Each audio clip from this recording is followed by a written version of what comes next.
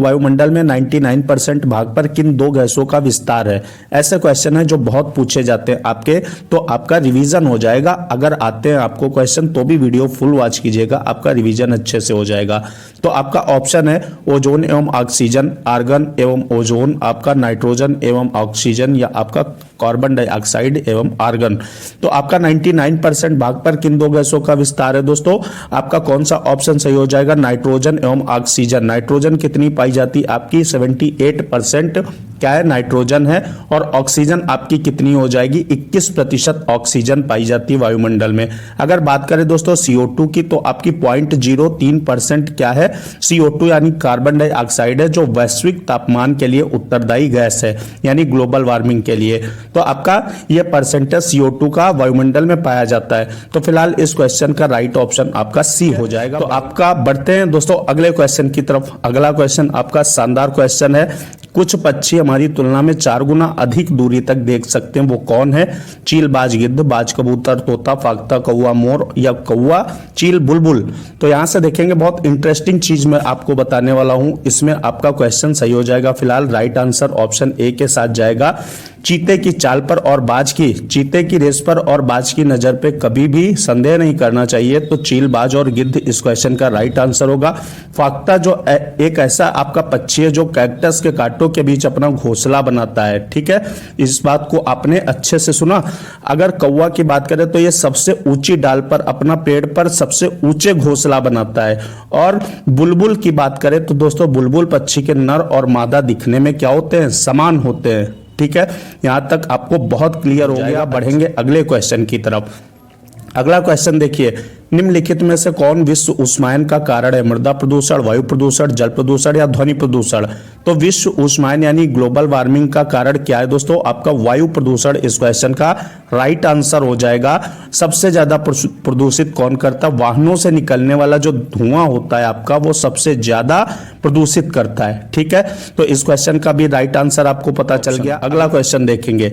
अगला क्वेश्चन देखिएगा, निम्नलिखित में जल जनित रोग कौन सा है, छोटी माता, अतिसार, रक्ताल्पता, या आपका मस्तिष्क ज्वर। तो इसमें जल जनित रोग कौन सा हो जाएगा दोस्तों, option B is the right option. अतिसार यानी दस्त लगना आपका जल जनित रोग है, जल प्रदूषित जल पीने के कारण ये रोग हो सकते हैं। छोटी माता आपका रोग जो है पारे की अधिकता से छोटी माता रोग हो जाता है, इस बात को भी याद रखिएगा। मस्तिष्क ज्वर आपका जीवाणु से संबंधित है, जीवाणुओं के कारण होता है। और रक्ताल्पता जो आपका एनीमिया जिसे इंग्लिश में बोला जाता है, ये आपका लोहे यानी आयरन की कमी के कारण हो जाता है, ठीक है, बहुत अच्छे। अगला बढ़ेंगे, क्वाशरकोर नाम का रोग किसकी कमी से होता है, प्रोटीन, कार्बोहाइड्रेट, विटामिन, या आयोडीन। तो क्वाशरकोर जब भी आएगा दोस्तों तो क्या हो जाएगा, प्रोटीन आपका राइट आंसर हो जाएगा। क्या, प्रोटीन आपका राइट आंसर हो जाएगा। आयोडीन की कमी से आपका घेंघा रोग हो जाता है, किसका, कौन सा, घेंघा रोग हो जाता है, ठीक है। अगला क्वेश्चन देखते हैं, बहुत अच्छे से क्लियर करेंगे और वीडियो को लाइक किए बगैर आगे मत बढ़िएगा, क्योंकि मैंने आपके लिए बहुत इंपॉर्टेंट वीडियो बनाया। तो अगला क्वेश्चन आपकी स्क्रीन पर है, शरीर में लाल रक्त कणिकाओं का निर्माण कहाँ होता है। लाल रक्त कणिका आपकी मतलब RBC यानी रेड ब्लड सेल्स, इनका निर्माण कहाँ होता है दोस्तों, आपका हृदय, यकृत, प्लीहा, या अस्थिमज्जा। तो अगर RBC का निर्माण पूछा जाएगा तो अस्थिमज्जा लगाएंगे, इसमें होता है निर्माण। और ये इनकी मृत्यु कहाँ होती है, इसमें आपकी यानी प्लीहा में होती है इनकी मृत्यु। अगर आपसे WBC का पूछ ले तो जस्ट इसका उल्टा कर दीजिएगा, किसमें, उसका जन्म होता है प्लीहा में और मृत्यु होती है अस्थिमज्जा में। लेकिन RBC का मैंने जो बताया वो याद रखिएगा, अस्थिमज्जा में जन्म होता है, निर्माण होता है, और मृत्यु आपकी प्लीहा में होती है। अगर आपसे पूछ लिया जाए RBC का जीवन काल, वेरी मोस्ट इंपॉर्टेंट, तो 120 डेज आप लगाएंगे या आप 4 महीना लगाएंगे, ठीक है, 4 महीना या आपका 120 दिन, क्लियर है। अगला देखते हैं, ओजोन दिवस कब मनाया जाता है, 16 सितंबर, 29 जुलाई, 11 जुलाई, 22 मार्च। ओजोन दिवस कब मनाया जाता है, 16 सितंबर आपका मनाया जाता है। ओजोन परत किस मंडल में पाई जाती है, तो आपका समताप मंडल हो जाएगा। कौन सा, समताप मंडल हो जाएगा। अगर आपसे इंग्लिश में पूछ ले तो स्ट्रेटोस्फीयर हो जाएगा।